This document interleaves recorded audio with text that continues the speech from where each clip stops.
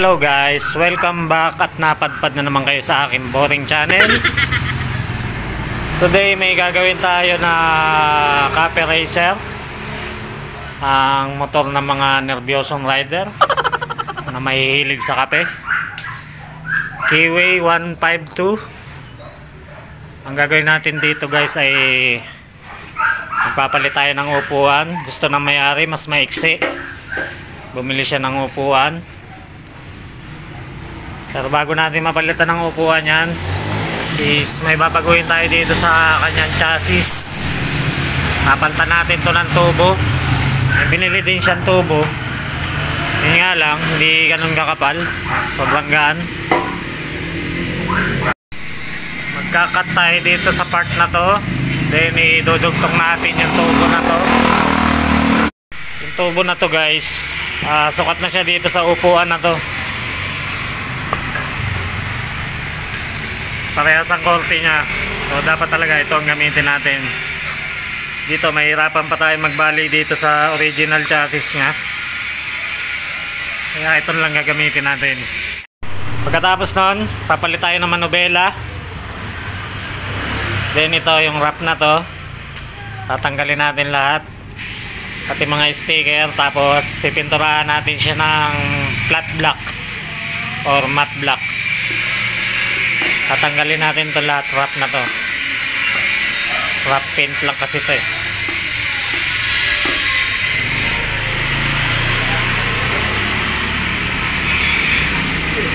See, tatanggal siya.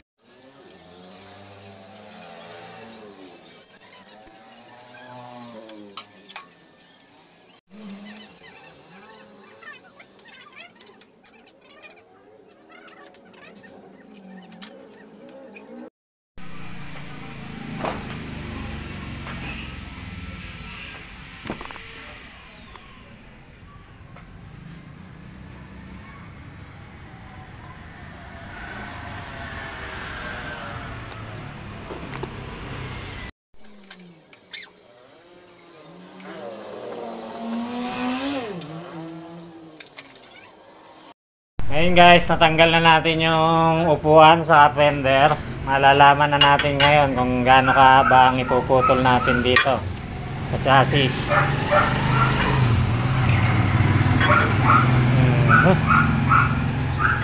Aha, I like it. Wait lang. Brad, kunin mo nga yung ano Brad, yung upuan. Ayun.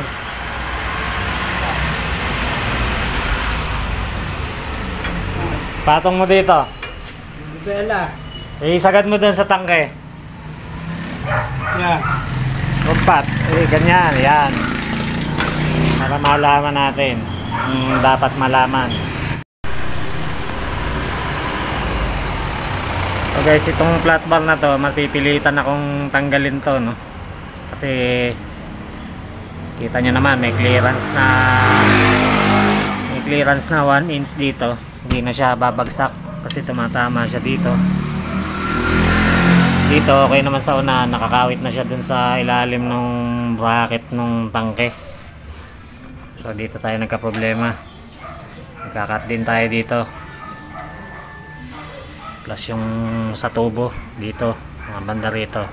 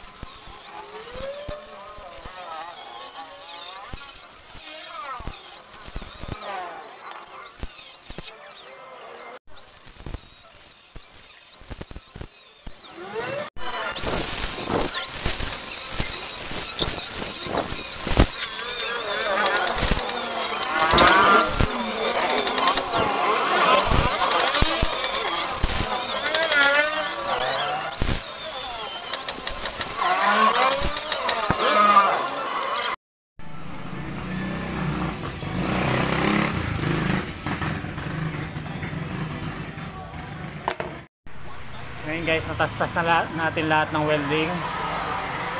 Kabilaan. Pwede na natin siyang putulin dito.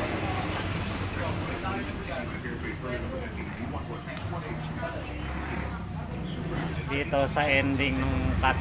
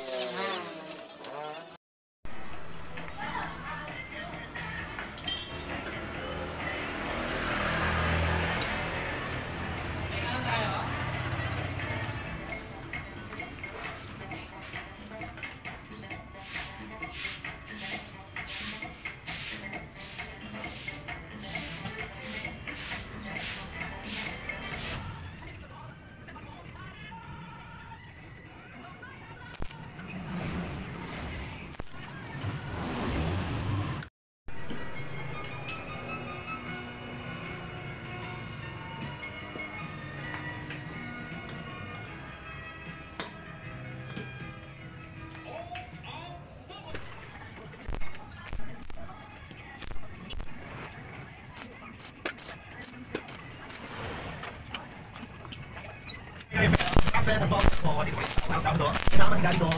Ako kayo ay nangyayari. Hindi ako magalban ha. At pagkakuntong ng mga magandang bukan ha. Shout out sa mga pagbubukan ng team. Nalilig sa atin ang nasa mga mayoyola. Yes, you. Okay sila. Okay sila.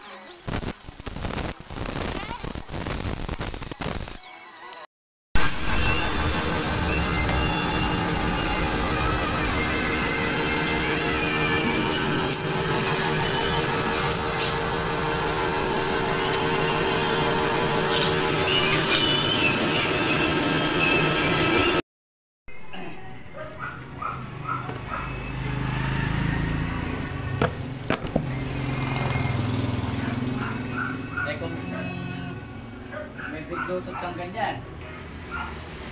Pero, pipindutin mo na lang. Hawak mo yung remote na mali.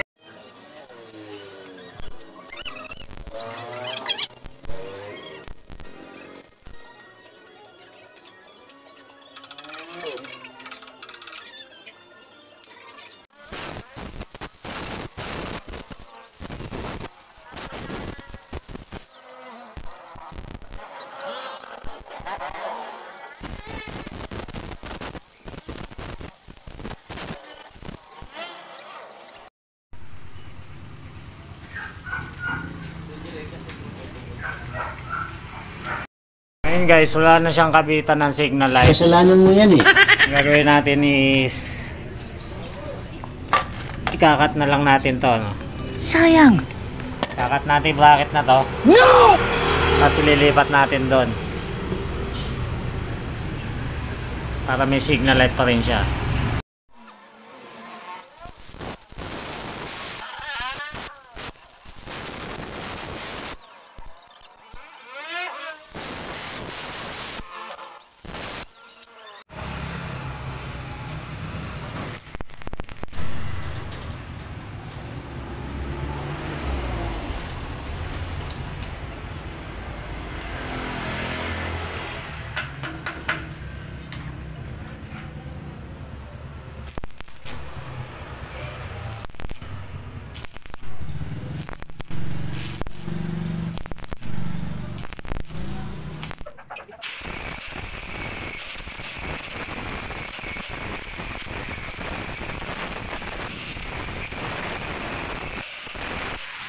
Guys, ang problema naman natin is wala na naman tayong kakabitan itong tail light, no?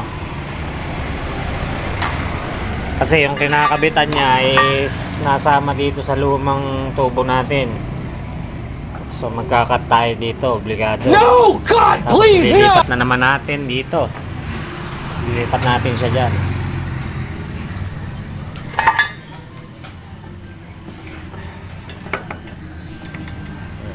Parang ganyan, may tornilyuhan siya.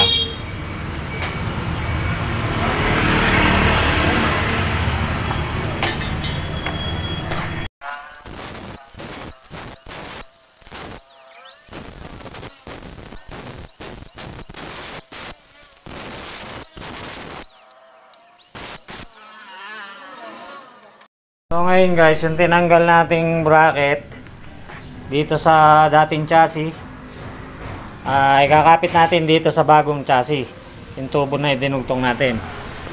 I-welding natin dyan, no? Yan, nakikita nyo yan, i-welding natin yan hanggang dun sa dako pa doon. Okay, ngayon may tail light na siya. Ang problema lang is nakaturo siya sa langit. Ngayon, mamaya natin problemahin yun, no? Basta mahalaga, maikapit muna natin tong bracket na to.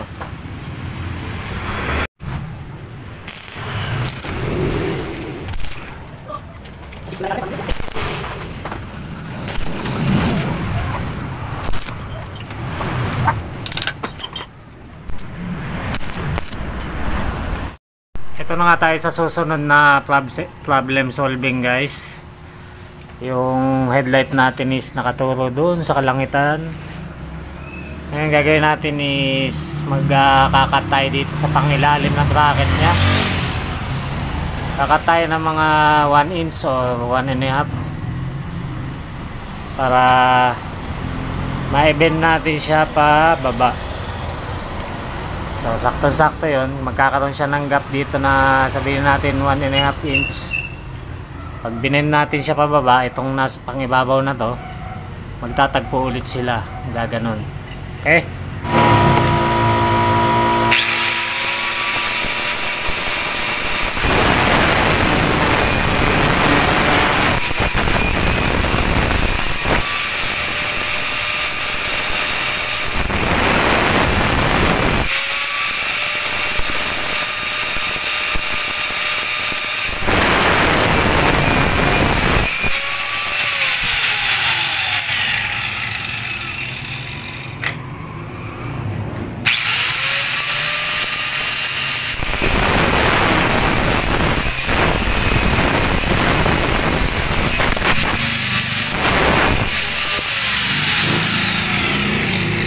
Gano'n mo nga ito pataas. Gano'n mo lang pataas. Baka umipit yung grinder eh. Pataas lang. Ganyan mo lang. Masyado. Ayan, bitaw na. Bitaw na, bitaw na.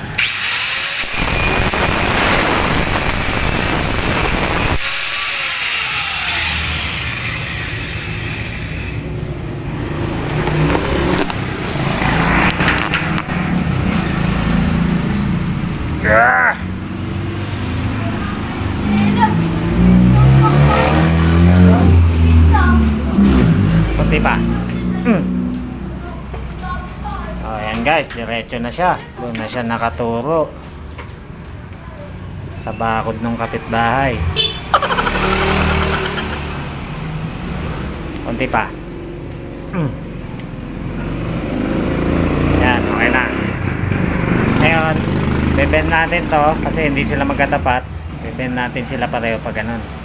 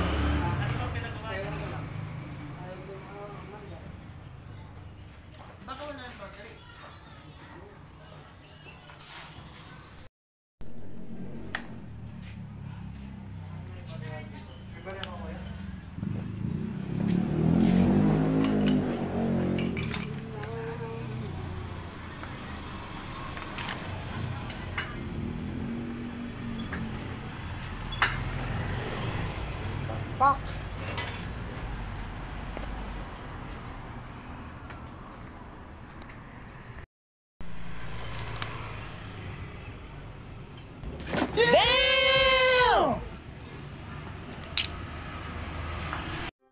A few moments later.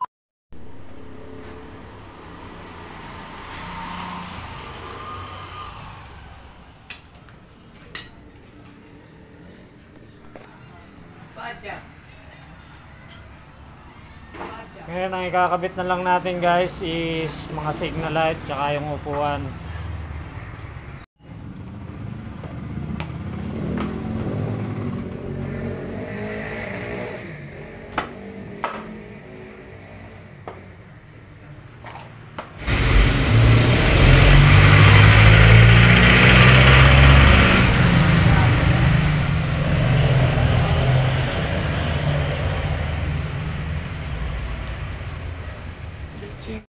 So ayan guys, nakatapos na tayo sa lahat ng weldingin. Bali ang next natin gagawin dito is yung sa pintura. Babakbakin natin yung mga wrap paint nya, tapos pipinturahan natin ng matte black. Samantala sinuli muna natin lahat ng mga parts nya, tail light, signal light, upuan. Hindi pa napipinturahan yung mga wineldingan natin sa chassis. Saka na lang yan, sasabay natin sa tangke.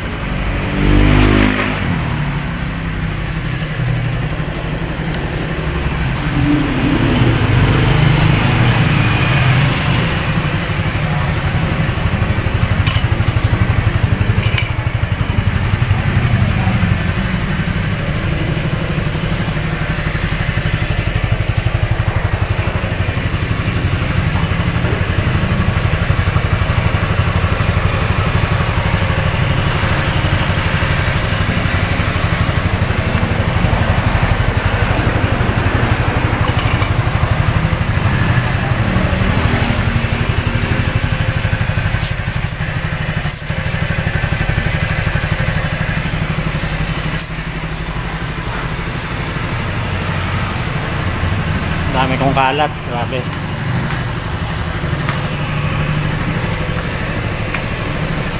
So guys, see you soon.